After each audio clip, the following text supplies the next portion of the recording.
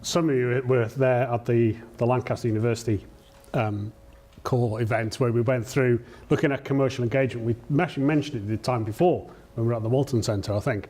Obviously, AHSN is all about commercial engagement, but we wanted to do it appropriately for innovation, I suppose, not...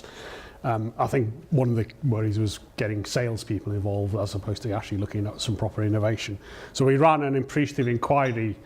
Appreciative leadership is something Lancashire Care has been running for the last 5 years as part of his leadership development. And appreciative inquiry is one of those many sort of techniques that we've learned during that. And it's about going, we went through 4 phases. It's a 4D model. So we started with Dream. We then looked at Discovery, Dream, Design and Destiny. So we asked some group, we had one which we couldn't record, one group actually did a song. Well, they had the musical background to us. It's a bit like a... Can you remember that, Paul? Do you remember the words?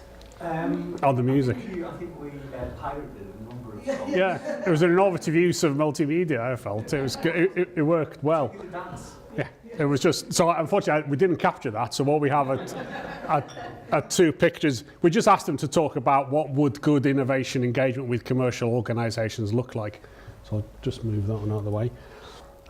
There's a common theme. Hopefully that's not a barrier or a wall round the organisation, but it's about connecting through people, working, again, appropriate engagement, not talking to salespeople and turning it into a procurement exercise straight away.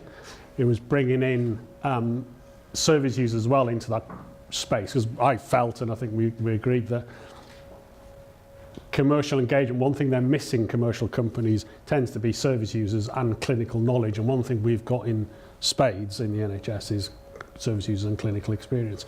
You're looking at software companies like Red Ninja, they've got lots of technology experience, but what they also are very good at is engagement with the end users and trying to bring that sort of approach in.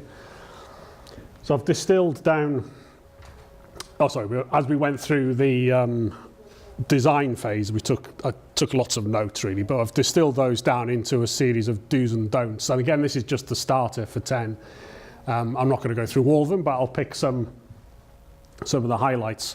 A lot of the don'ts are more, it sounds a bit negative, I suppose, but it's about not forgetting some stuff. One of the approaches we use for innovation at Lancashire Care is Stephen Covey's 7 Habits of Effective People, which is very good actually for an engagement model, because it talks about the second set of 3 habits are about interdependency.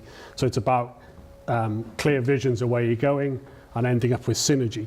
And I think a lot of that actually makes sense in terms of the outcomes from our workshops. It's about avoiding, I suppose, that sales conversation. It's going to be a reality at some point that money has to change hands in some form or the other. We've been involved recently in an innovation testbed application to NHS England. There's going to be 5. We've got shortlisted to the last 14, so my math tells me there's a 33% chance of being successful. But in that, the strength of that process to me was there was no money for external organisations. All the money we would win came to the NHS. There was actually a ban on any money over £10,000 going out to external organisations from that. So we had to approach commercial organisations clearly with no money to give them and talk to them differently about how they could get engaged. As I mentioned earlier this morning, some organisations just couldn't get over that. They just could not get over the fact that there wasn't any day rate in there for them. Others, and Philips were the ones we chose to go forward with, very open to that. Once it was clear there was no money, we could talk creatively about how we could get round that and how we could work together.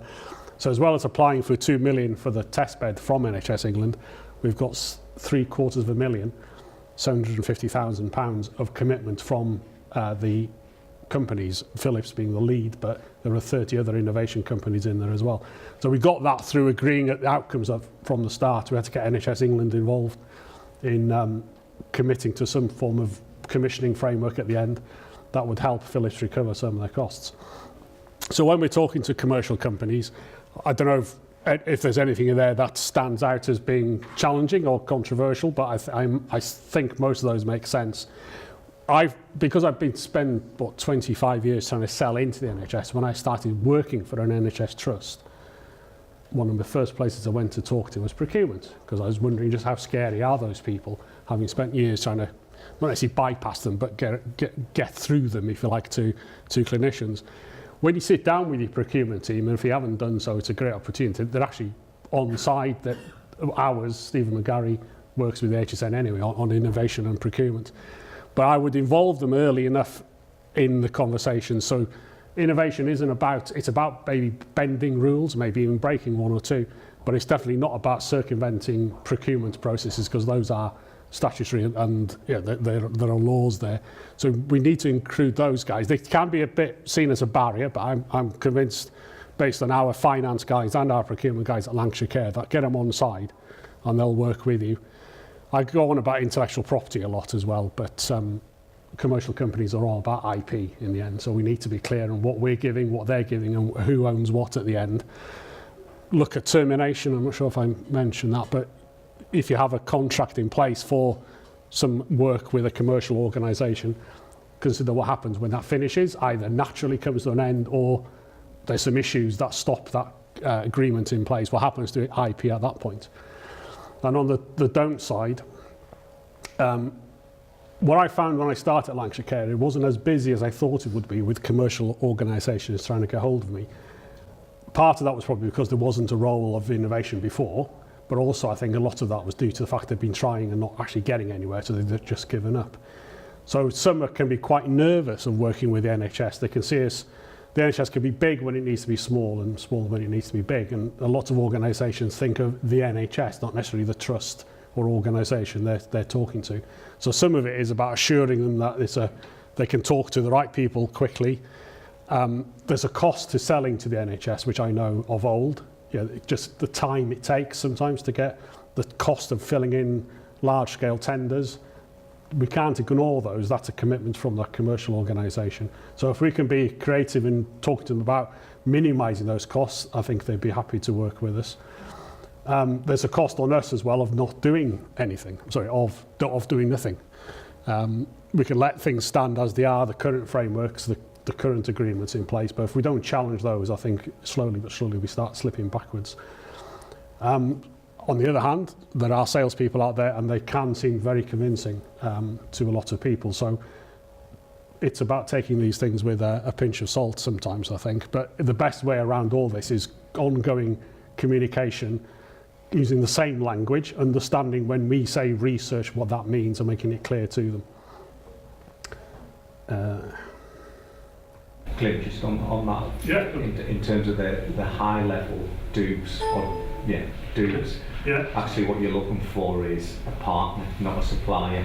So in terms of language, that's probably a good place to start. And that doesn't mean that you're not going to have a partner who's looking for a profit, looking to make a buck, but you need somebody who's going to work with you to deploy the product or the service on the ground. And actually, the sales guys aren't the guys that you want to get in those early discussions. It is the development guys. You want to sit down with them because they're going to be interested and intrigued by the relationship with you. I think, I think because we can then offer them service users and clinicians to inform that design process, that's value we can exchange, as long as we're clear about the outcomes as well, in terms of if it goes commercial, how we share that income. So anything else? I whizzed off that. So the last 3 slides are just about stop, start and continue. Is one of the things we have at the end of our appreciative inquiries. What we're going to start doing after the result, what we're going to stop and what we're going to continue. I think it's important to understand as Innovation Scouts, if we don't have it already, just what tendering and procurement actually looks like. What are the rules? What are the big processes that we can get round?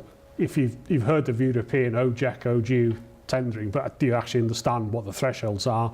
There are different options for European tendering. There are what we know as traditional PQQ, ITT and BAFOs, but there's also consultative tendering. There are ways and means of sticking to European legislation, but procuring differently in a more consultative partnership approach. So understand that, and your best people to tell you about that are your procurement teams. Understand what frameworks there are in place. Lancashire Care has a lot of frameworks for everything from legal through to photocopier paper. But those legal frameworks, when I looked at them for procuring legal advice, include 45 minutes of free advice that we can call on. So yeah, that may just avoid you having to spend a few £100 if you know those things are in place. Your staff do need to understand IP. I think if we ever get more and more closer to commercial organisations or spinning out bits, then IP becomes really what you're about. So we need to have staff understanding.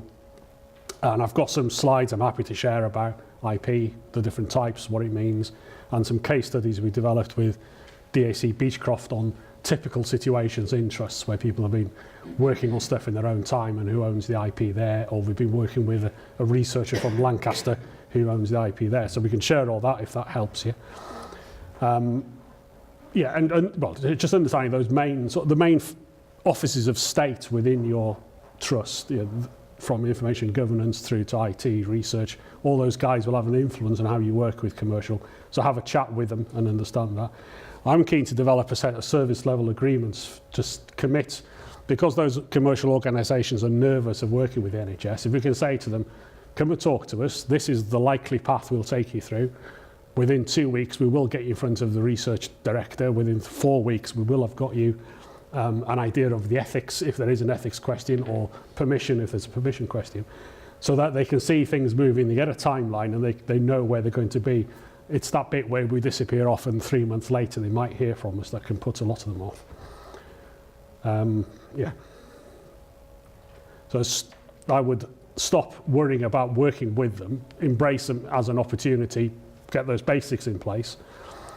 Don't run away from them. Go to commercial exhibitions and talk to them. Understand what they've actually got to offer.